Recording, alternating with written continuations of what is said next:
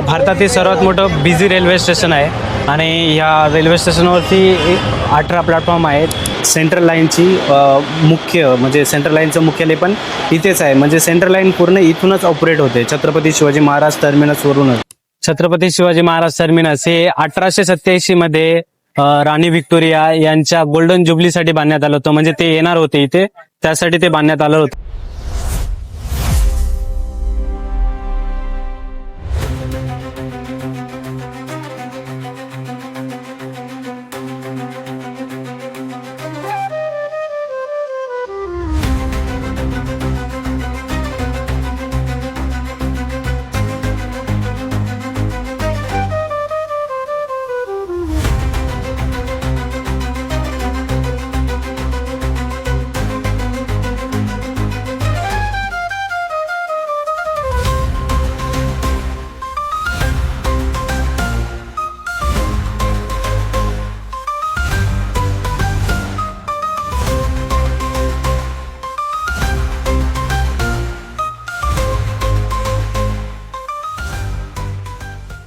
नमस्कार मंडळी, अजय मोरे क्रिएशन या युट्यूब चॅनल मध्ये आपल्या सर्वांचं स्वागत आहे. आणि मी आजपासून एक नवीन सिरीज घेऊन येतोय. छत्रपती शिवाजी महाराज टर्मिनस ते कसारा दरम्यानचे जेवढे पण स्टेशन आहेत ते एक्सप्लोअर करणार आहेत. तर या व्हिडिओमध्ये आज स्टार्ट करतोय मी छत्रपती शिवाजी महाराज टर्मिनस या स्टेशनची माहिती आणि त्या आजूबाजूचे हिस्टॉरिकल प्लेस आणि तिकडची फूड स्ट्रीट आणि तिकडचे सगळे मार्केट्स एक्सप्लोअर करणार आहोत.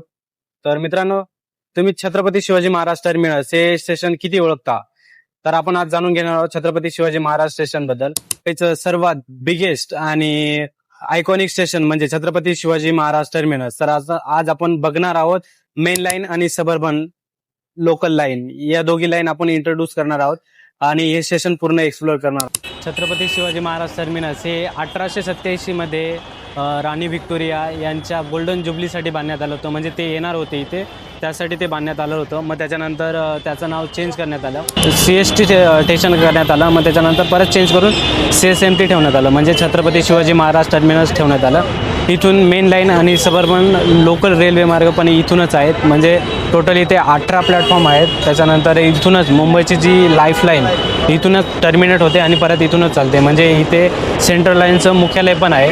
सेंट्रल लाईन जी आहे सेंट्रल रेल्वे ती इथूनच ऑपरेट होते. म्हणजे इंडियन सेंट्रल रेल्वेचं इथे मुख्यालय पण आहे आणि भारतातली पूर्ण इंडियन रेल्वे म्हणजे सेंट्रल रेल्वे ते इथूनच ऑपरेट होते. हे फक्त एक रेल्वे स्टेशन नाही तर एक मुंबईची ओळख आहे. दररोज लाखो लोक इथून प्रवास करतात आणि हे स्टेशन मुंबईचं लाईफ लाईनचं मुख्य केंद्र आहे. 1887 साली ब्रिटिश काळात बांधण्यात आलं. त्यावेळी याचं नाव व्हिक्टोरिया टर्मिनस होतं. क्वीन व्हिक्टोरिया यांच्या गोल्डन जुबली निमित्त ही इमारत तयार करण्यात आली. तर या स्टेशनचा आर्किटेक्चर व्हिक्टोरियन गॉथिक स्टाईल मध्ये आहे. तुम्ही इथे बघू शकता मोठे डोम, सुंदर स्टोन कार्विंग आणि ग्लास विंडो. प्रत्येक डिटेल मध्ये इथे खूप खास आहे. याचं design British architect Frederick William Steven यांनी केलं होतं. वर्ल्ड हेरिटेज साईट म्हणून घोषित करण्यात आलं आहे. म्हणजेच हे जागतिक स्तरावरती खूप महत्त्वाचं ठिकाण आहे.